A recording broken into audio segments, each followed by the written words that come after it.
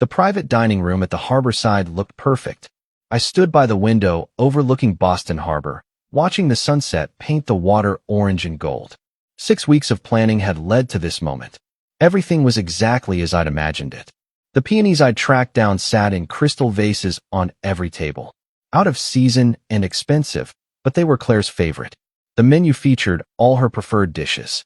24 guests filled the room with laughter and conversation. Our families, close friends, and the people from her social circle she always talked about. I'd handled every detail myself. Found this private room with the harbor view. Coordinated with the restaurant. Created custom menu cards with our engagement photo. Sent invitations. Managed RSVPs. Paid for everything. Claire was radiant. She moved through the room in her emerald dress, the one I'd suggested she wear because it brought out her eyes. Her laugh carried over the conversations. She'd been taking photos all evening, capturing every angle of the celebration. Dinner had gone perfectly. The food was excellent. The wine flowed. People kept complimenting the evening.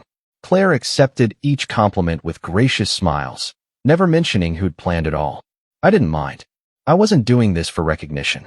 I was doing it because I loved her. Because 7 years of marriage deserved something special. Dessert arrived. Chocolate torte with raspberry sauce. Another one of her favorites. Claire stood, champagne glass in hand, looking surprised and delighted. "I have to say something," she announced. The room quieted. "This has been the most incredible evening." I smiled from my seat. Pride swelled in my chest. I pulled it off. "I'm so grateful," she continued. "And I have to thank some very important people." She raised her glass slightly. "Mom and Dad, for always believing in me. For supporting every dream I've ever had." Her parents beamed. Her father raised his glass. "My sister Jessica, for being my rock. For always telling me the truth, even when I don't want to hear it." Jessica wiped her eyes. They hugged across the table. "Rachel," Claire turned to her best friend. "For knowing me better than anyone. For 13 years of friendship through everything." Rachel smiled, but glanced at me quickly. Something flickered in her expression. "My yoga instructor Lisa, for keeping me centered and grounded." Wait, her yoga instructor? "My book club, for intellectual stimulation and amazing conversations." I shifted in my seat. "My photography mentor James, for nurturing my artistic soul and helping me see the world differently." My champagne glass sat untouched on the table. "I'm so grateful for everyone who matters in my life." Claire's voice grew emotional. "Everyone who's helped me become who I am today. Who sees me, who supports me, who makes my life meaningful." She raised her glass high. "To the people who matter."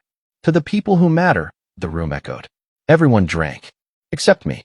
And several others who glanced my way uncomfortably. She never said my name. I replayed the toast in my head. Her parents. Her sister. Rachel. Her yoga instructor. Her book club. Her photography mentor. Everyone who matters in her life. She never mentioned me. Not once. I organized this entire evening. Spent 6 weeks planning every detail. Paid for all of it. And I didn't make the list of people who matter. Her yoga instructor did. But her husband didn't. The realization settled over me like cold water.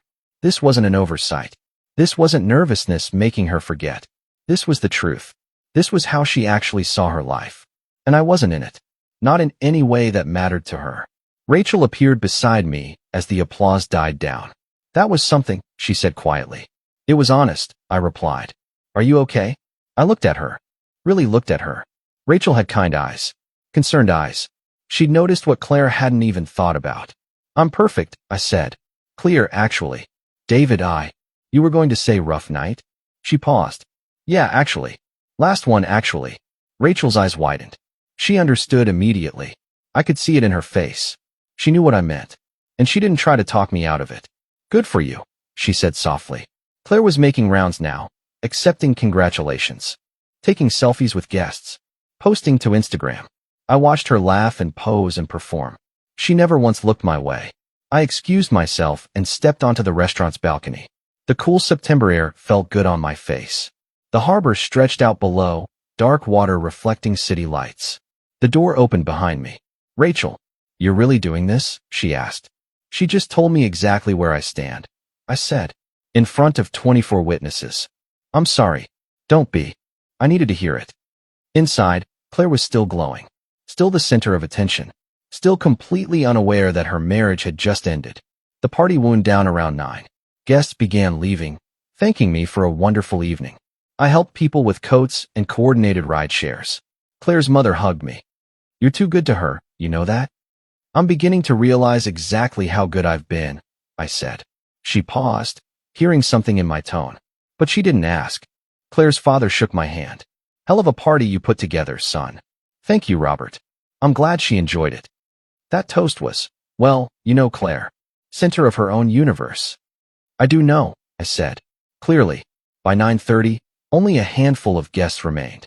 Claire was still taking photos. Still posting to social media. I saw her caption, celebrating 7 years with everyone I love. I was in the photo. She didn't tag me. My brother approached. You ready to go? Actually, yes. I'll meet you at your place. Claire overheard. She walked over, slightly tipsy from champagne. What? We came together. You can get a ride from one of the everyone who matters, I said. She laughed nervously. Very funny, honey. Beautiful toast, by the way, I continued. Very comprehensive. Thank you. I tried to. You thanked 11 people by name. I counted. Her smile faltered. I thanked everyone. No, you thanked everyone who matters. Your words. David, what are you? Who planned this party, Claire? Silence. The remaining guests stopped talking. Who chose this restaurant? Who found peonies in September? Who paid for all of this? Can we not do this here? Her voice was quieter now. Why not? You did your performance here. This seems like the right venue. Rachel stepped forward. He's right, Claire. You didn't mention him once. Claire's face flushed. That's not. I was emotional. I forgot. You remembered your yoga instructor's name? I said. You forgot your husband's. More uncomfortable silence. The few remaining guests suddenly found their phones very interesting. I picked up my coat. Good night, everyone. Thank you for celebrating with us. David, stop being ridiculous and let's go home, Claire said. You go home, Claire. I have somewhere else to be. I walked out. Behind me, I heard Rachel say, You erased him, Claire. In front of everyone. I drove to my brother's apartment. My phone started buzzing before I'd gone 3 blocks. Claire. I ignored it. It buzzed again. And again. By the time I parked, I had 12 missed calls and 15 texts. Where are you? Stop being dramatic. We need to talk now. I can't believe you embarrassed me like that. Everyone is asking what's wrong with you. You're acting crazy. I'm sorry I didn't mention you specifically. I thought it was obvious. Can you stop being petty and come home? This is our anniversary. You're ruining everything. I sent one text back. I'll be home at 9 a.m. to pack. Please be out. Then I turned off my phone. My brother handed me a beer. You want to talk about it? I just realized I've been a supporting character in my own marriage, I said. What are you going to do? Get my life back. My brother handed me another beer around midnight. We sat on his balcony, city lights spread out before us. You want to tell me what happened? He asked. The real story. I took a long drink. She gave this toast tonight. Thanked 11 people by name. Her parents. Her sister. Rachel. Her yoga instructor. Her book club. Her photography mentor. And you? Nothing. Not even my husband or my partner. Just thanked everyone who matters in her life. Those were her exact words. My brother whistled low. That's brutal. The thing is, I planned the whole party. Every detail. Found her favorite flowers out of season. Coordinated everything. Paid for it all. And she thanked her yoga instructor. How long has this been going on? I thought about it. Really thought about it. 7 years. Maybe longer. I just didn't see it. What made you see it tonight? Rachel, Claire's best friend. She came up to me after the toast and asked if I was okay. She noticed. A room full of people noticed. Everyone except Claire. So what now? Now I stopped being invisible. My brother nodded. You can stay here as long as you need. Thanks. But I'm getting my own place. I need my own space. Something that's actually mine. We sat in silence for a while. It felt good. Comfortable. No need to fill the quiet with meaningless words. You know what the worst part is? I said finally. What? I'm not even angry. I thought I'd be furious. But I just feel relieved. Relieved? Like I've been holding my breath for 7 years, and I can finally exhale. My phone buzzed again. Claire. I glanced at the screen. 27 missed calls now. You gonna talk to her? My brother asked. Tomorrow. When I pack my things. But tonight, I just want to sit here and remember what peace feels like. We finished our beers in silence. Somewhere in the city below, Claire was probably still awake, wondering why I wasn't answering. Wondering why her husband had finally had enough. But I wasn't her husband anymore. Not really. I'd stopped being her husband the moment she thanked everyone who mattered, and I wasn't on that list. I slept better that night than I had in months. 9 a.m. sharp, I pulled into our driveway. My brother came with me. Claire's car was there. I'd expected that. Inside, she'd made coffee. Set out breakfast. My favorite. She was dressed carefully, makeup perfect. "Good morning," she said in a controlled voice. I walked past her to the bedroom and pulled suitcases from the closet. She followed. "Can we please talk about this like adults?" I started packing clothes. "What are you doing?" "Exactly what I said I was doing." "You can't be serious." "Over one toast?" I kept packing, methodical and calm. It wasn't one toast. It was a perfect summary of 7 years. That's insane. I was emotional. I forgot. You forgot I exist. You remembered 11 other people, but you forgot the person who organized everything you were celebrating. I was going to thank you privately. I stopped and looked at her. "Were you?" "Yes. Obviously." "Then do it now. Thank me. Specifically." She stammered. "Thank you for planning the party." "What else?" "For being my husband." "That's a role, not a reason." "Why are you grateful for me specifically?" She opened her mouth, closed it, opened it again. Nothing came out. "That's what I thought," I said, returning to packing. "This is crazy. You're overreacting to one mistake. When was the last time you introduced me by name to someone new?" "What? You always say my husband." "When was the last time you said this is David?" "I don't know. Never. In 7 years, you've never introduced me by name." "That's not true. Your Instagram post last night. Celebrating 7 years with everyone I love. I'm in the photo. You didn't tag me. You don't use Instagram much. You tagged Rachel. You tagged the restaurant. You tagged your outfit brand. But not your husband." Her face was red now. "You're picking apart everything because of one mistake." "It's not one mistake. It's who you are." "That's cruel." "Is it? Tell me what you love about me." "What?" "Tell me one thing you love about me that has nothing to do with what I do for you." "I love that you're reliable." "That's a function." "You're a good husband." "That's a role." "Who am I, Claire? What do I like? What are my dreams?" Long silence. "You don't know. Because you've never asked." My brother appeared in the doorway. "Truck's loaded. You ready?" "Truck?" Claire's voice pitched higher. "What truck?" "I'm taking my things," I said. "You can't. This is your house too. I'll buy you out. Or you can buy me out. Lawyer will be in touch." "Lawyer?" I picked up my final suitcase. Claire blocked the doorway, crying. "Please don't do this. I love you. You love what I provide. There's a difference." "That's not fair, isn't it? Name one thing about me you love that isn't about what I do for you." Silence again. Always silence when I asked real questions. "I've been invisible in your life, Claire. Last night you made it official. Everyone makes mistakes." "That wasn't a mistake. That was the truth. You thanked everyone who matters. And I didn't make the list." I gently moved past her. In the kitchen, I set my house keys on the counter. Then I took off my wedding ring and placed it next to the keys. Claire gasped. "David, please." "Goodbye, Claire." The door closed behind me with a soft click. The next few days became a blur of logistics. Apartment hunting, meeting with a lawyer, sorting through 7 years of shared possessions, and deciding what was actually mine. Claire's Instagram became a war zone. She posted sad quotes about betrayal, photos of herself alone, looking contemplative, captions about finding myself again, and when people show you who they really are. She never mentioned I'd left. She never said we'd separated. She just implied I'd somehow wronged her, and her followers flooded the comments with support. "You deserve better. His loss. Stay strong, queen." It would have been funny if it wasn't so predictable. Mutual friends started reaching out. Some to Claire, asking what happened. When she couldn't give a straight answer, they called me. "What's going on?" asked Tom, a friend from college. "Claire's being really vague.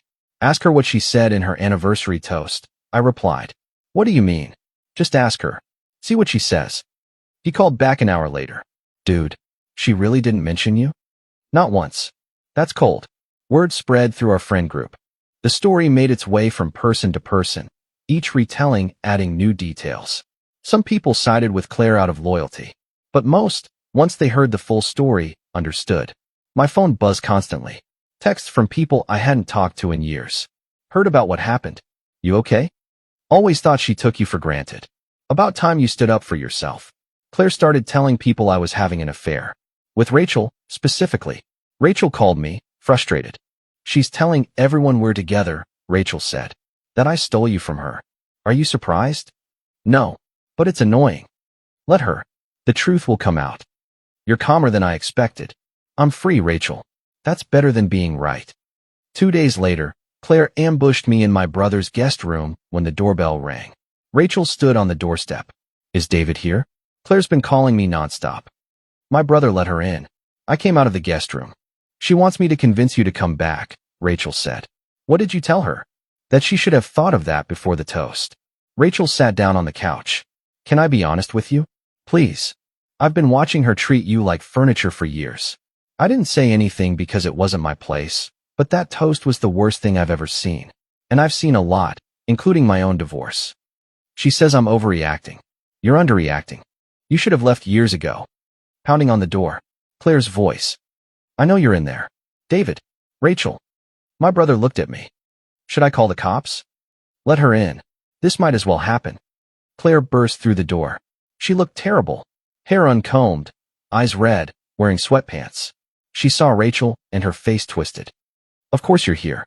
Of course. I should have known, Claire said. You've been waiting for this, haven't you? Waiting for what? Rachel asked. To steal my husband. No one steals someone you threw away, Claire, I said.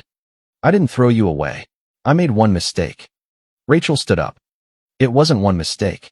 I've been your friend for 13 years. I've watched you dismiss him over and over. You don't know our marriage. I know what I saw that night. And I know what I've seen for years. Rachel turned to Claire. Remember your birthday 2 years ago? David planned that surprise party. You posted about it for a week, never mentioned he organized it. I thanked him privately. That's always your excuse.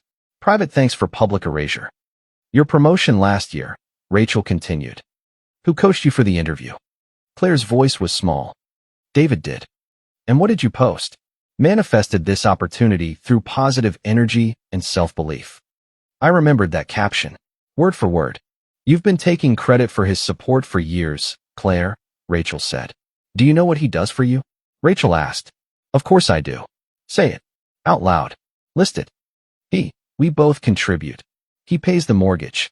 He cooks. He handles all the logistics of your life. What do you do? I don't have to justify myself to you. No, you have to justify yourself to him. And you can't. Rachel looked at Claire with something like pity. Can I ask you something? And I want you to really think before you answer. What? Do you even like him? What kind of question? Not love. Like. Do you enjoy his company? Look forward to seeing him? Want to hear about his day? Claire opened her mouth. Closed it. Nothing came out. That's what I thought, Rachel said. That's what I realized that night. I added. Claire turned to me, desperate. Tell her to leave. This is between us. She stays. She's poisoning you against me. She's telling me the truth. Something you've never done. I have always been honest. Have you? When people compliment the house, you say thank you. You don't mention I paid for the renovations. It's our house. When people comment on your lifestyle content, you don't mention who funds that lifestyle. Rachel spoke up. Because it is transactional. He provides, you consume. Claire was crying now. I can't believe you're doing this to me. I'm not doing anything to you, I said. I'm doing something for me. With her. This has nothing to do with Rachel. I'm just the person who saw what he couldn't see yet, Rachel said. What's that? That he deserves better than being invisible. Claire tried one more time. I'll change. I swear. I'll mention you more, You shouldn't have to remind yourself to acknowledge your partner exists, I said. People make mistakes. Mistakes are one-time things, Rachel said. This is a pattern. A 7-year pattern. You're just bitter because your marriage failed, Claire snapped at Rachel. My marriage failed because I was with someone who took me for granted. I recognized the signs. So do I said. Now. I looked at Claire directly. I've filed for separation. Lawyer will contact you tomorrow. You can't be serious. I've never been more serious about anything in my life. Over one toast? Over 7 years of being erased. The toast was just the first time you did it in public. In front of 24 witnesses who all noticed, Rachel added. Everyone thinks I'm a terrible person now, Claire said. That's what you're worried about. I asked. What they think? Yes. My reputation. There it is. Your reputation. Not our marriage. Not my feelings. Your reputation. Claire stood up. I'm not signing anything. You will eventually. I'm patient. You'll regret this. The only thing I regret is not doing it sooner. She looked at Rachel. This is your fault. You poisoned him against me. I didn't have to, Rachel said. You did that all by yourself. Claire left, slamming the door hard enough to rattle the windows. Rachel exhaled. I'm sorry. I shouldn't have gotten in the middle of that. You said everything I needed someone else to say. She's going to make this ugly. Probably. But at least I'll be visible during it. 10 days later, Claire ambushed me in my office parking lot. She was waiting by my car, holding an envelope. How did you know I was here? I asked. I'm your wife. I know your schedule. That's called stalking now that we're separated. Don't be dramatic. I just need 5 minutes. You had 7 years. You used them poorly. She held out the envelope. I wrote you a letter, explaining everything. I don't need an explanation. I was there. Please just read it. It's everything I should have said. You should have said it 7 years ago, or 6, or any time before you thanked your yoga instructor but forgot your husband. Are you ever going to let that go? It's not about letting it go. It's about recognizing what it revealed. I got a job, she said suddenly. I start Monday. Good for you. At a marketing firm. Real job, not Instagram. You should have done that 2 years ago. I'm doing it now. Doesn't that count for something? It counts for you, not for us. There is no us. There never was. There was you, and there was me supporting you. I finally see the difference. I looked at her carefully. Let me ask you something, and I want you to really think. Okay, what's my favorite book? What? You heard me. What's my favorite book? I don't know. You read a lot. Moby Dick. I've read it 4 times. You've seen me read it. Okay, so I forgot. What's my favorite meal that I cook? David, this is. You don't know? What's my middle name? James. It's Alexander. James is my father's name. Silence. You don't know me, Claire. You've never known me. Because you've never wanted to know me. She thrust the letter toward me again.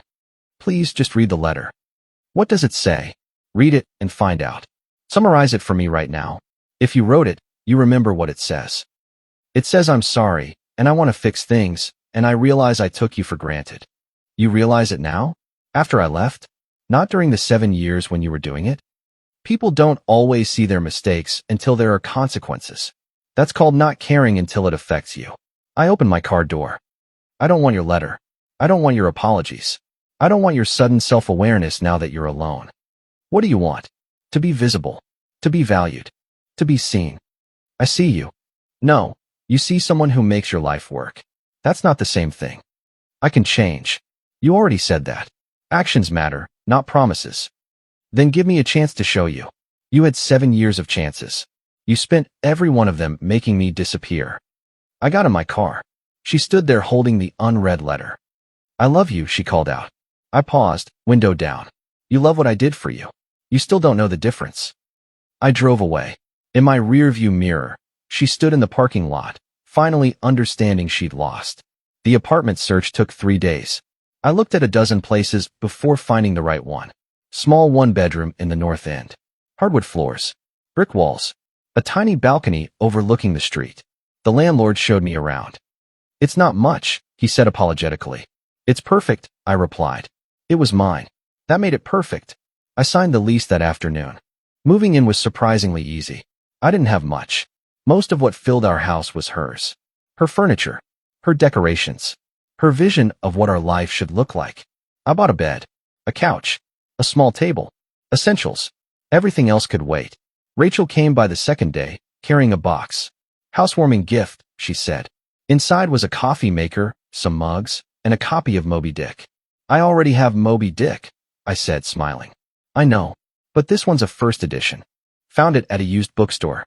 Thought you'd appreciate it. I turned the book over in my hands. The spine was cracked. Pages were yellowed. Someone had loved this book before me. This is perfect. Thank you. You settling in okay? Better than okay. This place is quiet. Peaceful. Nobody telling me how to arrange the furniture or what color the walls should be. That good, huh? You have no idea.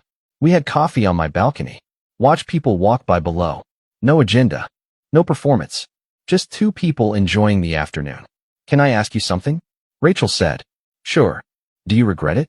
Any of it? Getting married? Staying as long as you did? I thought about it. No. Because I tried. I gave it everything I had. When it ends, I'll know I did everything I could. The failure wasn't mine. That's a healthy way to look at it. I'm learning. She left an hour later. I unpacked boxes the rest of the afternoon. Found things I'd forgotten I owned. Books I'd wanted to read, but never had time for. A guitar I'd stopped playing years ago. Hiking boots that hadn't seen a trail since before the wedding. I'd given up pieces of myself so gradually I hadn't noticed. Now I was finding them again, dusty and neglected, but still there. That night, I cooked dinner for myself. Nothing fancy. Pasta with vegetables. But I made it the way I liked it. Not the way Claire preferred. The way I preferred. I ate on the balcony as the sun set. No phone. No TV. Just me and my thoughts and the city sounds below. For the first time in 7 years, I felt like myself. For weeks after the toast, I sat in a restaurant overlooking Boston Harbor. The same restaurant. Different occasion. My brother's engagement party. Small gathering of friends and family. Rachel was there too. We'd been talking more. Just as friends. But real friends. The kind who actually see each other. The conversation flowed easily. Laughter came naturally. No performance. No management. Just people enjoying each other's company. My brother raised his glass. I haven't seen you this relaxed in years. I haven't been this relaxed in years, I admitted. Through the window, I saw Claire. She was walking through the restaurant with two friends. She froze when she saw me. Saw me laughing with Rachel. Saw how different I looked. Her friends tried to pull her away. She couldn't stop staring. Then she walked toward our table. David, she said, can we talk? I'm having dinner with friends. Just for a minute. Please. I excused myself. Rachel touched my arm. You okay? I'm fine. Outside the restaurant, Claire looked at me. You look good. Thank you. Happy. I am. With her. With myself. Rachel's a friend. Last time we were here. Last time you were here, you erased me in front of everyone we know. I remember. I've been in therapy, she said. Learning about how I treated you. Good. That's good for you. The therapist says I have narcissistic tendencies. That I struggle with seeing others as full people. That's accurate. I'm working on it. I'm glad. David, is there any chance? No. I looked at her carefully. Let me ask you something. One more time. Okay. Why did you love me? Not what I did for you. Why did you love me? Long pause. You were kind. And reliable. Those are qualities, not reasons. What about me specifically? What about David Brennan, as a human being, made you love me? Silence stretched between us. I don't know, she finally said, tears forming. I should know, but I don't know. That's the most honest thing you've ever said to me. I hope therapy helps you, I said. I genuinely do. But not for us. There is no us. There never really was. All those years. Were you building a life that looked good? I was just part of the set decoration. That's harsh. It's true. And we both know it now. You really are happy without me. I really am. I thought you needed me. I thought I did too. Turns out I just needed to be seen. And you couldn't do that. I'm sorry. I know. But sorry doesn't change 7 years. What do I do now? Figure out how to see people. Really see them. For your next relationship. I really did love you. In my way? I know. But your way wasn't enough. Will you ever forgive me? I already have. But forgiveness doesn't mean reconciliation. She walked away. I watched her go and felt nothing but peace. No guilt. No regret. No second thoughts. I went back inside. Back to the table where people laughed and talked and saw each other as real, complete human beings. Rachel looked at me. You okay? Yeah, really okay. What did she want? Closure, I think. Or another chance. Did you give her one? I gave her closure. The chance was 7 years long. She used it badly. 3 months after the toast, I was cooking dinner in my small apartment. Moby Dick sat on the counter, worn and loved. The doorbell rang. Rachel stood there with wine. Hope I'm not too early. Perfect timing. I just need to finish the sauce. She came in. We moved around the kitchen easily. No performance. No walking on eggshells. Just two people who enjoyed each other's company. We ate on my small balcony. City lights stretched below us. This is nice, Rachel said. Peaceful. It is. First time in years I've had peace. No regrets. Only that I didn't leave sooner. Why didn't you? I kept thinking if I was better, tried harder, made things easier for her, she'd eventually see me. But some people are only capable of seeing themselves. And now I'm with someone who sees me. Even if it's just me seeing myself. Rachel smiled. And maybe one other person. I smiled back. Yeah, maybe one other person. I raised my glass. To being visible. Rachel clinked her glass against mine. To being valued. We drank. The city hummed below. No audience. No performance. No need to prove anything. Just presence. Just peace. Just finally being seen. The keys I'd left on the counter that morning stayed there. The ring beside them caught the morning light one last time before Claire finally picked them up. By then, my closet was empty. My things were gone. And I was exactly where I needed to be. Somewhere I mattered. Dear listeners, that's our ending. If it resonated, subscribe to support the channel. See you next time.